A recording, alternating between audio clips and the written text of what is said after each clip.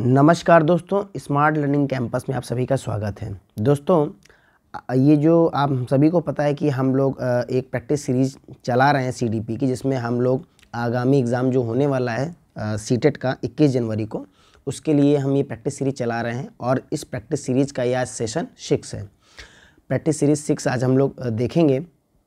दोस्तों, अगर आप हमारे चैनल में नए हो तो चैनल को जरूर सब्सक्राइब कर दें। और दोस्तों, जब आप वीडियो देखते हैं तो आप वीडियो देखने में इतने मगन हो जाते हैं कि आप वीडियो को लाइक करना भूल जाते हैं। तो दोस्तों, आपसे अनुरोध है कि वीडियो को पहले ही लाइक कर दें, जिससे कि हम ये वीडियो को बराबर आगे चला सकें। तो चलिए दोस्तों, अधिक देर ना करते हुए वीडियो को स्टार्ट करते हैं। हमारा पहला क्वेश्चन है, विच of the following is an example of gross motor skill. अब देखिए दोस्तों, ये क्वेश्चन हर बार आता है, बहुत इंपॉर्टेंट क्वेश्चन है, फेवरेट क्वेश्चन कह सकते हैं हमारे सीडीपी का, कि कौन सा स्थूल गामक कौशल है। देखिए, सीडीपी में दो मोटर स्किल बहुत इंपॉर्टेंट है, एक है फाइन मोटर स्किल और दूसरा है ग्रॉस मोटर स्किल। तो फाइन मोटर स्किल में वो स्किल आते हैं जो हम लोग अपने हाथ की उंगलियों का, पंजों का इस्तेमाल करके करते हैं, जबकि ग्रॉस मोटर स्किल में वे क्रियाकलाप आते हैं जिनमें हम अपने बड़ी कोशिकाओं, बड़े अंगों का यूज़ करते हैं, जैसे कि पैरों का चलना, उछलना, कूदना, ये सब आता है ग्रॉस मोटर स्किल में। तो देखिए हमारे ऑप्शन क्या क्या हैं। चित्र बनाना, अब देखिए तो फाइन मोटर स्किल है। सुई पकड़ना फाइन मोटर स्किल है, क्योंकि हम लोग अपने उंगलियों का प्रयोग कर रहे हैं। तेज़ चलना, अब देखिए तेज़ चलना अपने पैरों का प्रयोग करना पड़ेगा, बड़ी मांसपेशियों का, तो ये आ जाएगा ग्रॉस मोटर स्किल में। धागे में मोती पिरोना, ये भी है फाइन मोटर स्किल। तो इस क्वेश्चन का बिल्कुल सही जवाब option number 3 is the right. चलिए दोस्तों, बढ़ते हैं क्वेश्चन नंबर 2 की तरफ।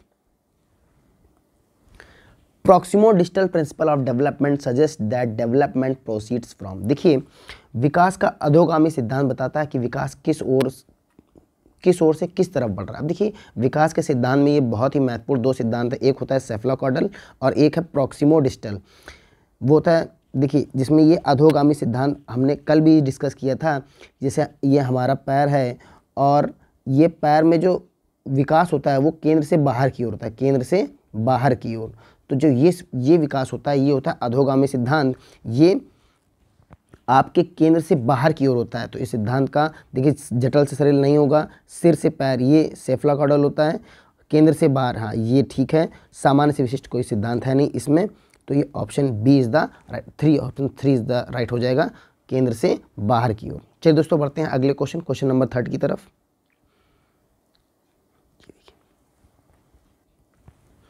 Which of the following are secondary agencies of socialization. देखिए, बहुत ही सरल क्वेश्चन है ये। निम्न में से कौन से सामाजिकरण के द्वितीयक कारक हैं। अब देखिए दोस्तों, हमने कारक भी पढ़ रखे हैं। प्राथमिक कारक में केवल परिवार आता है, और इसके अलावा, परिवार के अलावा जितने भी कारक होते हैं वो सब हम द्वितीयक में रखते हैं। द्वितीयक में हमने आपको कल भी बताया था, प्रैक्टिस सीरीज में बिल्कुल इस चीज़ का ध्यान दे रहे हैं। तो देखिए, हम अगर इसमें पहला विद्यालय बिल्कुल सेकंड स्टेज है, ये सेकंड संस्था है, एजेंसी है। किताबें सेकंड एजेंसी हैं, मीडिया सेकंड एजेंसी है। माता पिता जो कि परिवार के सदस्य हैं, ये फर्स्ट एजेंसी में, यानी हमारा जो आंसर होगा वो फोर्थ नहीं होगा। इसके अलावा तीनों हमारे ऑप्शन सही हैं, यानी फर्स्ट सेकंड थर्ड। तो जहाँ पे भी हम फर्स्ट सेकंड थर्ड देखेंगे, first second third fourth option में देखिए है, तो option number 4 is the right answer. चलिए दोस्तों, बढ़ते हैं अगले क्वेश्चन की तरफ। Question number 4, according to Jean Piaget's theory of cognitive development, at which stage most children can operate on operations and develop hypothetico-deductive thinking। अब देखिए, हिंदी में ये क्वेश्चन हम पढ़ते हैं, जीन पियाजे के संज्ञानात्मक विकास के सिद्धांत के अनुसार किस अवस्था में अधिकांश बच्चे संक्रियाओं पर क्रियाएं करने लगते हैं और उनमें परिकल्पनात्मक, निगमनात्मक सोच विकसित हो जाती है। देखिए, ये पॉइंट बहुत इंपॉर्टेंट है कि किस अवस्था में बच्चे परिकल्पना करने लगते हैं, यानी अमूर्त चिंतन करने लगते हैं। अब दोस्तों, आप सभी स्टेज हम लोग पढ़ चुके हैं, कई बार स्टेजों को देख चुके हैं। जीन पियाजे की संवेदी गावक में तो वो सूक्ष्म क्रियाएं करता है, फाइन मोटर स्किल करता है, लेकिन ये तो ऑप्शन गलत हो गया।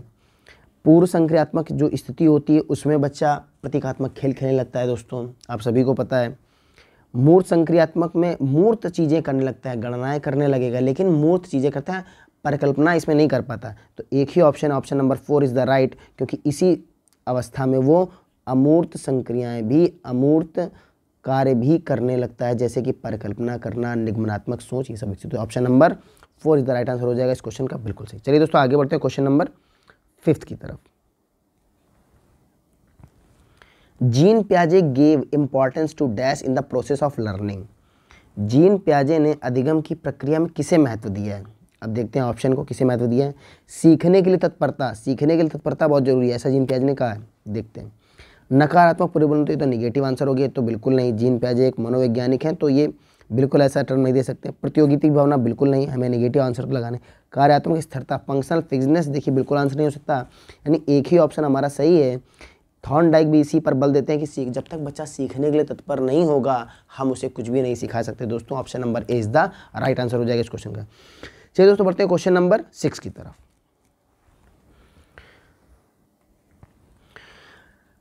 अमरजीत नियमों को स्थिर मानती है और इस बात की अनुशंसा करती है कि सभी लोग इन नियमों का अनुसरण करना चाहिए। सभी लोगों को इन नियमों का अनुसरण करना चाहिए, चाहे उनकी व्यक्तिगत स्थिति किसी भी प्रकार की क्यों ना हो।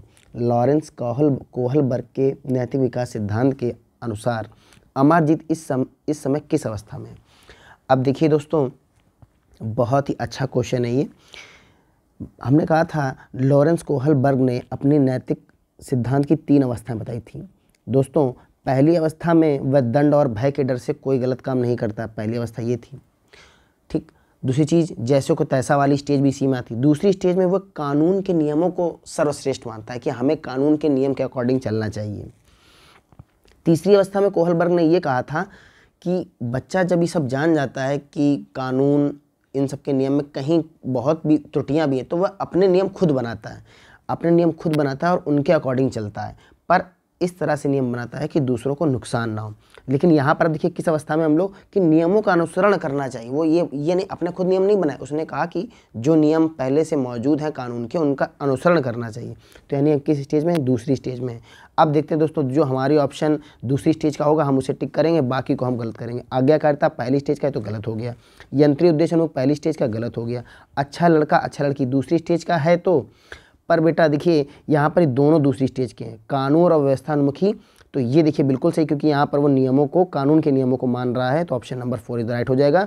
ये सेकंड स्टेज का पहला नियम है, तो ये तो यहाँ गलत हो जाएगा, option number 4 is the right answer. चलिए दोस्तों बढ़ते हैं क्वेश्चन नंबर 7 की तरफ। कक्षा में समूह कार्य के दौरान नरेश ने देखा कि उसके विद्यार्थी एक दिए गए प्रश्न का हल ढूंढने में जूझ रहे हैं। विद्यार्थियों को सहयोग देने के लिए रमेश को क्या करना चाहिए? ठीक है, अब दोस्तों हम ऑप्शन से इसका आंसर निकालेंगे। उन्हें पुस्तक से उत्तर नकल करके लिखने के लिए कहना चाहिए, तो बिल्कुल निगेटिव आंसर नहीं हो सकता। उस प्रदत्त कार्य को छोड़कर अगले कार्य को करने के लिए कहना चाहिए, बिल्कुल नहीं। हमें कोई टास्क अगर कठिन लग रही है उसका सॉल्यूशन निकालना चाहिए, ना कि उसको स्किप कर देना चाहिए। प्रश्न से संबंधित संकेत देने चाहिए, ठीक है, ये तो ज़्यादा नेगेटिव नहीं लग रहा है। अस्पष्ट निर्देश द्वारा प्रश्न को जटिल, देखिए दोस्तों ये सारे जो ऑप्शन है नेगेटिव है, तो एक ही ऑप्शन हमारा पॉजिटिव है, जो कि option number third option is the right answer of this question. चलिए दोस्तों बढ़ते हैं क्वेश्चन नंबर 8 की तरफ। विद्यार्थियों के संज्ञानात्मक विकास के संवर्धन के लिए लेव वाइगोस्की ने किसके कार्यान्वयन की अनुशंसा की है? देखिए दोस्तों बहुत ही सिंपल सा क्वेश्चन है, हम लोग जानते हैं, कितनी बार कर चुके हैं। इन्होंने सामाजिक पृथक्करण का तो कोई सिद्धांत ही नहीं दिया, तो गलत हो गया। सामाजिक सांस्कृतिक उपकरणों का प्रयोग, यस पॉजिटिव आंसर। कंटस्थीकरण पर कोई जोर नहीं इसके, तो ऑप्शन नंबर बी ही इज द राइट आंसर हो जाएगा, option number B is the right answer. देखिए दोस्तों कितना सरल हो गया पेपर को सॉल्व करना। आप डेली अगर प्रैक्टिस करते हैं तो पेपर बिल्कुल सरल हो जाएगा और आप आसानी से बहुत अच्छे नंबर इसमें ले आएंगे। दोस्तों हमारा 9th क्वेश्चन है, progressive education places dash at the centre of teaching learning process. देखिए दोस्तों, प्रगतिशील शिक्षा शिक्षण अधिगम प्रक्रिया के केंद्र में किसे स्थान देती है? देखिए दोस्तों बिल्कुल ये तो सरल क्वेश्चन है। हम सभी जानते हैं कि जो शिक्षण कार्य में केंद्र में केवल और केवल बालक रहता है, और कोई भी, क्योंकि हमारी जो आज की शिक्षा है वो बालक केंद्रित है, ठीक है, शिक्षक केंद्रित नहीं है। तो देखिए दोस्तों यहाँ अभिभावक बिल्कुल गलत हो जाएगा, अध्यापक गलत हो जाएगा, परीक्षाएं गलत हो जाएगी। एक ही ऑप्शन है हमारा, विद्यार्थी is the right answer, option number 1 is the right answer of this question. चलिए दोस्तों बढ़ते हैं क्वेश्चन नंबर 10 की तरफ। अहमद मनोउपचारक या परामर्शदाता काउंसलर बनना चाहता है। हार्वर्ड गार्नर के बहुविध बुद्धि सिद्धांत के अनुसार उनकी अध्यापिका को उसकी किस बुद्धि के संवर्धन के अवसर देने चाहिए। अब देखिए दोस्तों, बहुत अच्छा क्वेश्चन है। ऑप्शन है पहला स्थानिक बुद्धि। अब देखिए स्थानिक बुद्धि में कुल मिला के यहाँ पर वो एक मनोवैज्ञानिक बनना चाहता है, एक छोटा मनोवैज्ञानिक जो बच्चों की और दूसरों की बातों को समझ जाए, उनकी भावनाओं को समझे। दोस्तों स्थानिक बुद्धि जिसकी होती है वो मनोवैज्ञानिक तो नहीं होता, वो तो चित्रकार, मूर्तिकार वगैरह होते हैं जो स्थानिक बुद्धि होती है। तो ऑप्शन गलत हो गया। प्राकृतिक बुद्धि में वो लोग आते हैं जिन्हें प्राकृतिक सौंदर्यता से प्रेम होता है, तो वो यहाँ ऑप्शन तो नहीं हो गए, दोनों ऑप्शन गलत हो गए। संगीतगात्मक बुद्धि जो होती है वो उनकी होती है जो कि संगीत से संबंधित होते हैं, ठीक है, तो यहाँ ये भी गलत हो गया। एक ऑप्शन है अंतर व्यक्तित्व, यस यही ऑप्शन है, क्योंकि अंतर व्यक्तित्व बुद्धि में वे मनोवैज्ञानिक, परामर्शदाता, ये सब इसी बुद्धि में आते हैं। तो option number 4 is the right answer हो जाएगा, ये राइट आंसर है। चलिए दोस्तों बढ़ते हैं क्वेश्चन नंबर 11 की तरफ। दोस्तों अगर आपको वीडियो अच्छी लग रही हो तो ज़रूर लाइक कर दें, जिससे हमें आगे वीडियो बनाने के लिए सपोर्ट मिलता रहे। चलिए दोस्तों बढ़ते हैं क्वेश्चन नंबर 11 की तरफ। सहयोगात्मक अधिगम का कार्यान्वयन करते समय अध्यापक को क्या करना चाहिए? What practicing cooperative learning a teacher should. अब देखिए दोस्तों, अगर सहयोगात्मक अधिगम का कार्यान्वयन करते समय अध्यापक को क्या करना चाहिए, इसका ऑप्शन क्या है? एक समान योग्यता आधारित समूह का निर्माण। देखिए एक समान योग्यता, रुकते हैं इस पॉइंट पर। विद्यार्थियों को केवल निर्धारित प्रक्रिया का अनुसरण करने के निर्देश देना चाहिए। देखिए ये तो निगेटिव पॉइंट है, केवल निर्धारित प्रक्रिया, तो बिल्कुल निगेटिव है। चर्चाओं और वाद विवाद के प्रयोग को प्रतिबंधित। अब देखिए यहाँ प्रतिबंधित कर दिए, तो पॉजिटिव चीज़ें थी लेकिन उनको प्रतिबंधित करेंगे तो हमारा ऑप्शन गलत हो जाएगा।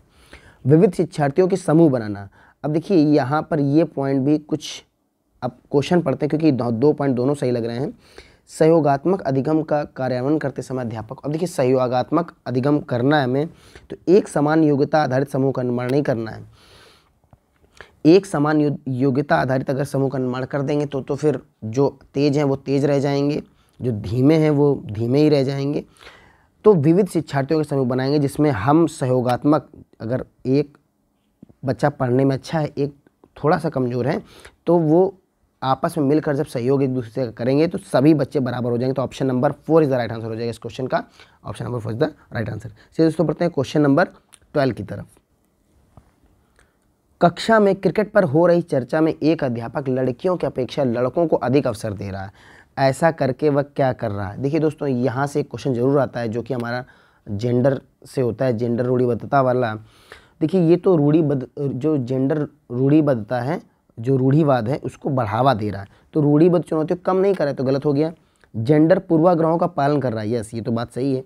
जेंडर समानता का अनुसरण कर रहा है, जेंडर समानता का अनुसरण नहीं कर रहा है, ये तो अनुसरण नहीं कर रहा है। जेंडर रूढ़िबद्ध धारणाओं को तोड़ नहीं रहा है बल्कि इसे तो बढ़ा रहा है। तो यही option number 2 is the right answer हो जाएगा। ऑप्शन नंबर 2 जेंडर पूर्वाग्रहों का पालन कर रहा है इज द राइट आंसर। चलिए दोस्तों बढ़ते हैं क्वेश्चन नंबर 13 की तरफ। इंग्लिश वाले क्वेश्चन देख लें। In a class of diverse learner a teacher should. देखिए हिंदी वाले, विविध पृष्ठभूमि से आए शिक्षार्थियों वाली कक्षा में अध्यापक को क्या करना चाहिए? ठीक है, अब विविध पृष्ठभूमि से आए शिक्षार्थियों वाली कक्षा में परीक्षा में उनके निष्पादन के आधार पर विद्यार्थियों के समूह बनाने चाहिए, बिल्कुल निगेटिव है। हमें उनके रिजल्ट के आधार पर कभी भी कोई ग्रुप नहीं बनाना है। सभी से सफलता की अपेक्षाएं करनी है एवं बनाए रखनी, ये तो बात बिल्कुल पॉजिटिव है। विद्यार्थियों के सामाजिक आर्थिक प्रसंग के आधार पर उनका वर्गीकरण करना चाहिए, देखिए बिल्कुल गलत है। विद्यार्थियों के किसी भी फैक्टर को बेस मानकर हमें कभी भी उनका वर्गीकरण नहीं करना है दोस्तों। ये अगर कहीं पर भी पॉइंट आता है तो हम उसे नेगेटिव पॉइंट मानकर उस ऑप्शन को बिल्कुल गलत मानेंगे। मानकीकृत पाठचर्या, हम लोग पीछे 5 प्रैक्टिस सेट से ये देखते आ रहे हैं कि मानकीकृत पाठचर्या हमारा बिल्कुल नेगेटिव पॉइंट है, इसको तो आंसर हमें रखना ही नहीं है। तो एक ही ऑप्शन है जो बिल्कुल सही बन रहा है, वो है ऑप्शन नंबर 2, सभी से सफलता की अपेक्षाएं करनी है एवं बनाए रखनी चाहिए। Option number 2 is the right answer. चलिए दोस्तों बढ़ते हैं क्वेश्चन नंबर 14 की तरफ। Formative assessment is done. देखिए 2 असेसमेंट होते हैं, एक होता है फॉर्मेटिव, एक होता है समेटिव। समेटिव होता है लास्ट साल के अंत में, लेकिन जो रचनात्मक आकलन होता है दोस्तों, जो फॉर्मेटिव असेसमेंट होता है वो पूरे साल के दौरान होता रहता है। समेटिव असेसमेंट साल के लास्ट में होता है, ठीक है। अब देखिए रचनात्मक केवल सत्र के आरंभ में, ये तो गलत हो गया, केवल सत्र के आरंभ में नहीं होता है। सभी विद्यार्थियों के लिए पूरे सत्र के दौरान, यस ये तो बात सही है। केवल सत्र के अंत में तो समेटिव होता है, केवल उन विद्यार्थियों के लिए जो अधिगम चुनौतियों से जूझ रहे हैं। नहीं, ऐसा नहीं है।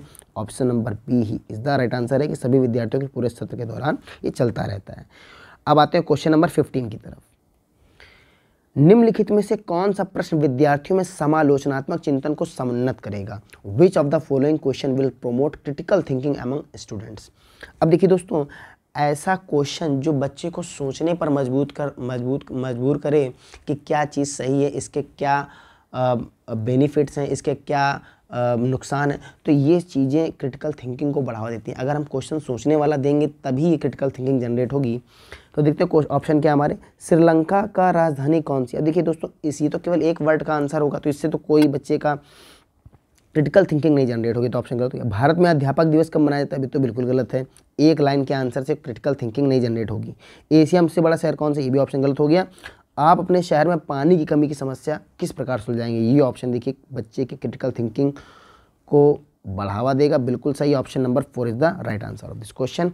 बढ़ते हैं आप क्वेश्चन नंबर 16 की तरफ। कंसेप्ट ऑफ इंक्लूजन रिक्वायर्स, समावेशन की अवधारणा हेतु किसकी आवश्यकता है? अब देखिए दोस्तों, समावेशन की अवधारणा के लिए विविधता और व्यक्तिगत भिन्नताओं के लिए सम्मान, ठीक है, तो पॉजिटिव पॉइंट है बिल्कुल। आकलन के लिए मानकीकृत परीक्षण, पीछे कितनी बार हम लोग इसे गलत कर चुके हैं। अध्यापक केंद्रित शिक्षण शास्त्रीय प्रविधियां, देखिए अध्यापक केंद्रित नहीं होना चाहिए, तो गलत हो गया। विद्यार्थियों का नामीकरण और पृथकीकरण, देखिए विद्यार्थियों का नामीकरण, लेवलिंग तो ठीक है, लेकिन पृथकीकरण तो करना ही नहीं है भाई, तो बिल्कुल निगेटिव पॉइंट है। तो ऑप्शन नंबर ए ही इसका सही जवाब है कि विविधता और व्यक्तिगत भिन्नताओं के लिए सम्मान हम करेंगे, तभी ये समावेशन की अवधारणा को बढ़ावा देगा। चलिए दोस्तों आगे बढ़ते हैं क्वेश्चन नंबर 17 की तरफ।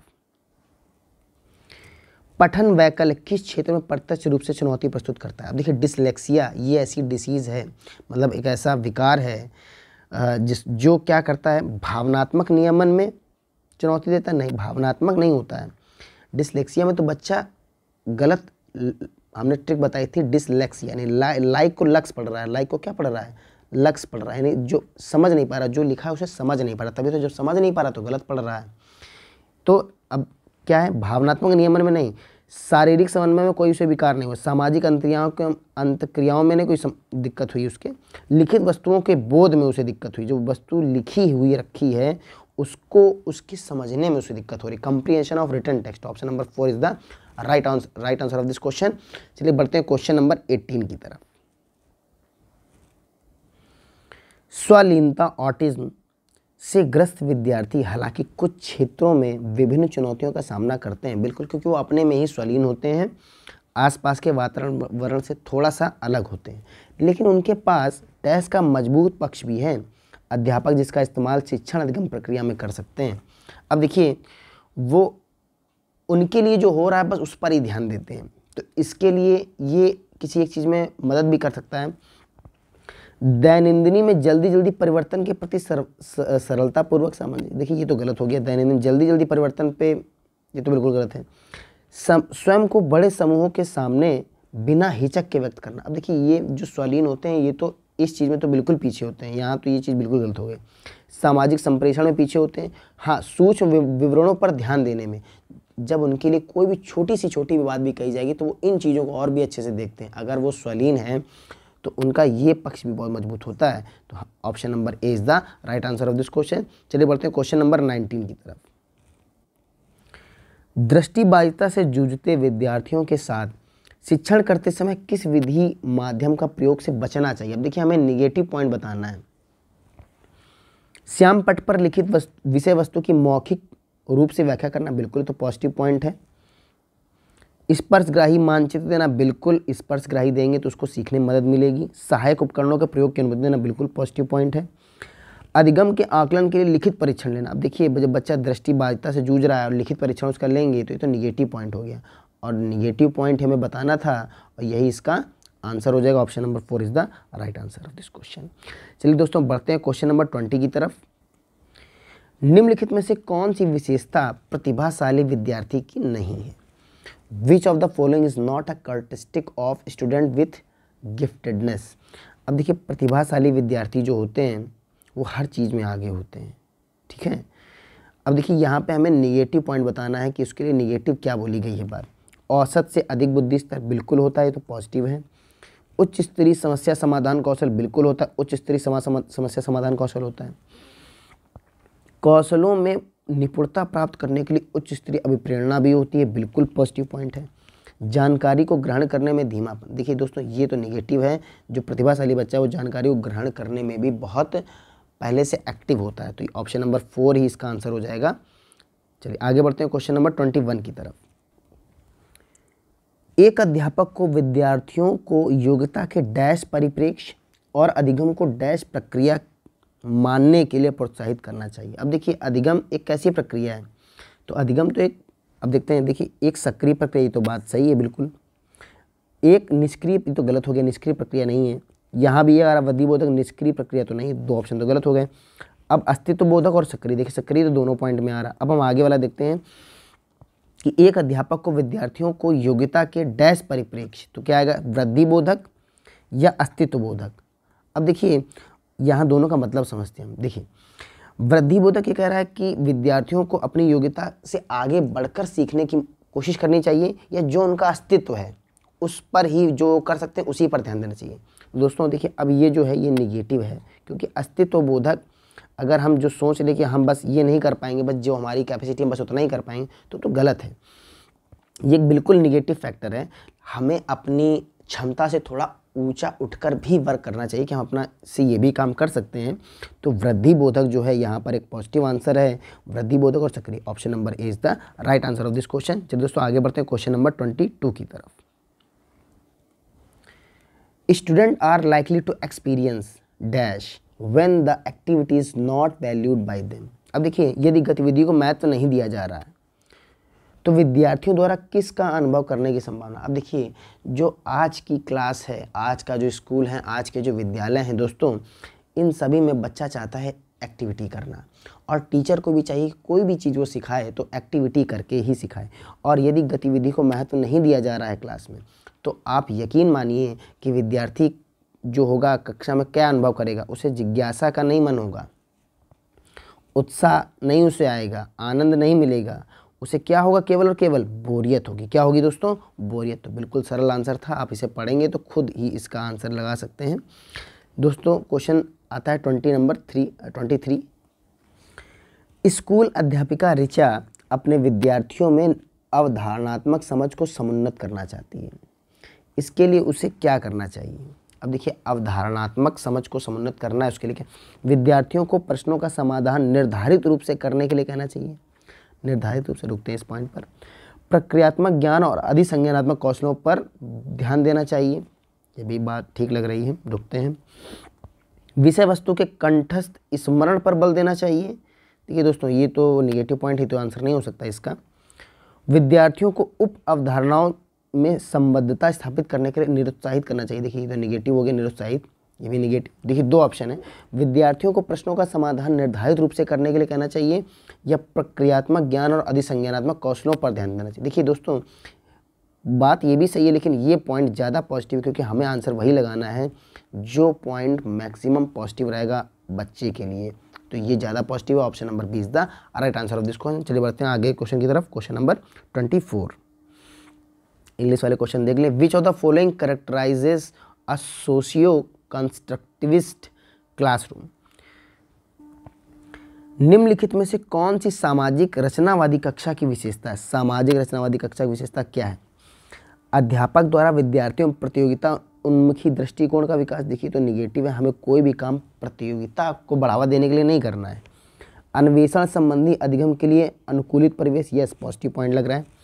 कंठस्थीकरण पर केंद्रित शिक्षण शास्त्रीय प्रविधियाँ, ये तो गलत हो गया। मानकीकृत पाठचर्या, हम लोग इसको तो बिल्कुल गलत करते चले, तो बिल्कुल नेगेटिव पॉइंट है, ये भी गलत हो गया। ऑप्शन 1 ही है जो बिल्कुल पॉजिटिव है, अन्वेषण संबंधी अधिगम के लिए अनुकूलित परिवेश, option number 20 the right answer of this question. बढ़ते हैं क्वेश्चन नंबर 25 की तरफ। देखिए दोस्तों विद्यार्थी कक्षा में अधिगम की प्रक्रिया में अधिक सक्रिय और सहभागी बनना महसूस करते हैं यदि कक्षा का परिवेश समुन्नत करता है। कक्षा का परिवेश कब कैसा होता है, जब बच्चे अधिक सक्रिय और सहभागी बनना महसूस करते हैं, कब होता है। देखिए अवधारणाओं के बारे में जिज्ञासा, यदि बिल्कुल सही है। जब एक टीचर अवधारणाओं के बारे में जिज्ञासा उत्पन्न करेगा तो बच्चा बिल्कुल अधिक सक्रिय और सहभागी बनेगा, बिल्कुल पॉजिटिव पॉइंट है। अपने विचारों पर विमर्श और चिंतन करने के लिए कहेगा तो बिल्कुल ये बच्चा इसमें अधिक सक्रिय और सहभागी बना रहेगा। अध्यापक का निष्क्रिय अनुकरण, देखिए ये तो निगेटिव पॉइंट है, निष्क्रिय अनुकरण होगा तो बच्चा बिल्कुल सक्रिय नहीं होगा। ज्ञान का मात्र पुनरुत्पादन, जो क्या त्यों बस जो चीज़ बोली गई उससे बच्चे से कह के आना कि आप इसी चीज़ को सुनाएं, तो इससे बच्चा सक्रिय और सहभागी नहीं बनेगा, तो ये भी निगेटिव पॉइंट है। 2 ही पॉइंट हैं जो बहुत पॉजिटिव है हमारे, और वो है पहला और दूसरा। तो कौन सा ऑप्शन है? ये ऑप्शन नंबर ए, पहला दूसरा option number is the right answer of this question. चलिए बढ़ते दोस्तों अगले क्वेश्चन की तरफ, question number 26। The facilitate student learning a teacher should conduct activities which are. विद्यार्थियों के अधिगम को सहज सुगम बनाने के लिए अध्यापक को किस प्रकार की गतिविधियों का संचालन करना चाहिए? अब देखते हैं क्या ऑप्शन है। जो उनके प्रतिदिन के जीवन के लिए प्रासंगिक हो, बिल्कुल पॉजिटिव पॉइंट, हमें कोई भी काम बच्चे के व्यवहार से जोड़कर ही करना चाहिए।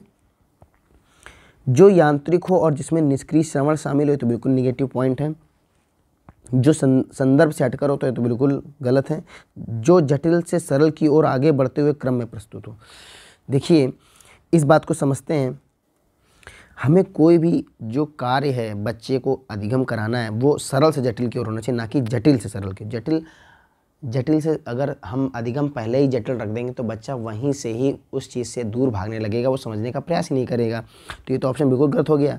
एक ही ऑप्शन है जो उनके प्रतिदिन के जीवन के लिए प्रासंगिक हो, अगर हम इस चीज़ से जोड़कर अधिगम देंगे उसे तो उसे बहुत ही योगदान सहयोग मिलेगा। Option number A is the he right answer. चलिए बढ़ते हैं क्वेश्चन नंबर 27 की तरफ।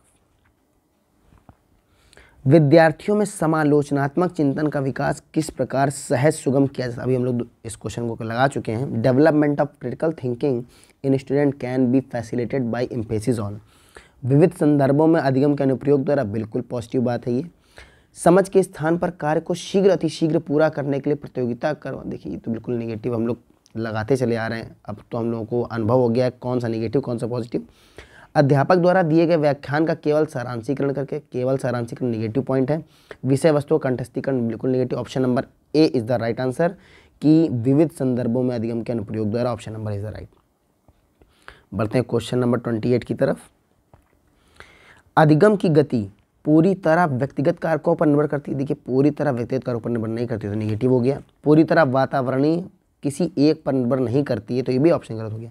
व्यक्तिगत यस और वातावरणीय कारकों दोनों से स्वतंत्र है, अरे यहाँ स्वतंत्र दे दिया तो इस वजह से गलत हो गया क्योंकि दोनों पर डिपेंड है, ये यहाँ पर इंडिपेंडेंट नहीं है इन दोनों से बल्कि डिपेंड है। व्यक्तिगत और वातावरणीय कारकों की पारस्परिक क्रिया पर निर्भर, यस बिल्कुल option number 4 is the right answer of this question. बढ़ते हैं क्वेश्चन नंबर 29 की तरफ। विद्यार्थियों की वैकल्पिक अवधारणाएं अल्टरनेटिव कंसेप्शन ऑफ स्टूडेंट्स को अनदेखी करके निरुत्साहित की जानी चाहिए, बिल्कुल निगेटिव है, ये तो गलत ऑप्शन हो गया। उनके अनुभवों से संबंधित नहीं है, बिल्कुल संबंधित है तो गलत हो गया।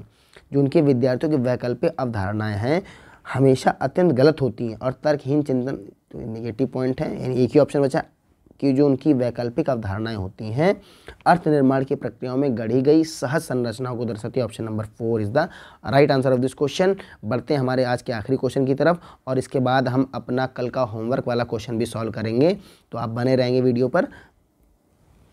दोस्तों क्वेश्चन नंबर 13 ये है, किसी भी अवधारणा का शिक्षण करते समय किस बात से बचना महत्वपूर्ण है?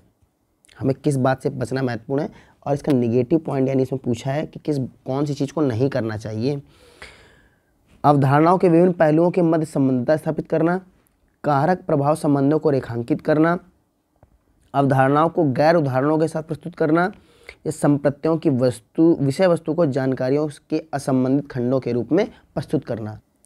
तो दोस्तों ये आज का हमारा होमवर्क है, क्योंकि आप जानते हैं हम एक क्वेश्चन आपके होमवर्क में देते हैं, आप इसका सही आंसर पता करके हमें इसका आंसर कमेंट बॉक्स में ज़रूर दें दोस्तों।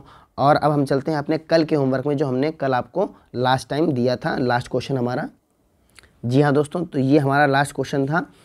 एक सामाजिक रचनावादी कक्षा में बच्चों में समीपस्थ विकास का क्षेत्र किस प्रक्रिया द्वारा निर्मित होता है? अब देखिए दोस्तों, ZPD zone of proximal development कब विकसित होता है? तो देखिए संवाद द्वारा, अरुचि, देखिए अरुचि द्वारा तो ये तो गलत हो गया, नेगेटिव पॉइंट है। नकारात्मक पुनर्वर्ण ये भी गलत है। अनुकूलन, अब देखिए दो बात है यहाँ पर, संवाद या अनुकूलन। अब देखिए अगर हम जेडपीडी की बात करें, जो जेडपीडी का सिद्धांत दिया था ले वाइगोस्की ने, आप सभी को पता है ले वाइगोस्की ने दिया था। और इन्होंने इंटरेक्शन को बहुत ही वरीयता दी थी, यानी कि जब बच्चा अपने समाज में जुड़ता है, लोगों से अंतःक्रिया करता है तो उसमें बहुत सीखता है। अब देखिए अंतःक्रिया में अनुकूलन तो नहीं होगा, ये तो गलत है, संवाद जरूर करेगा। अंतःक्रिया से क्या होगा, मतलब संवाद का जन्म होगा कि बच्चा वाद विवाद करेगा, संवाद करेगा। तो सबसे ज़्यादा जरूरी जो है जेडपीडी के लिए वो है ऑप्शन नंबर ए, संवाद इज़ द राइट आंसर। तो चलिए दोस्तों, आज का ये वीडियो यहीं पर स्टॉप करते हैं। आज आपको जो होमवर्क दिया गया है ज़रूर उसका आंसर कमेंट बॉक्स में लिखें। तो दोस्तों मिलते हैं अगली वीडियो में, तब तक के लिए नमस्कार, जय हिंद।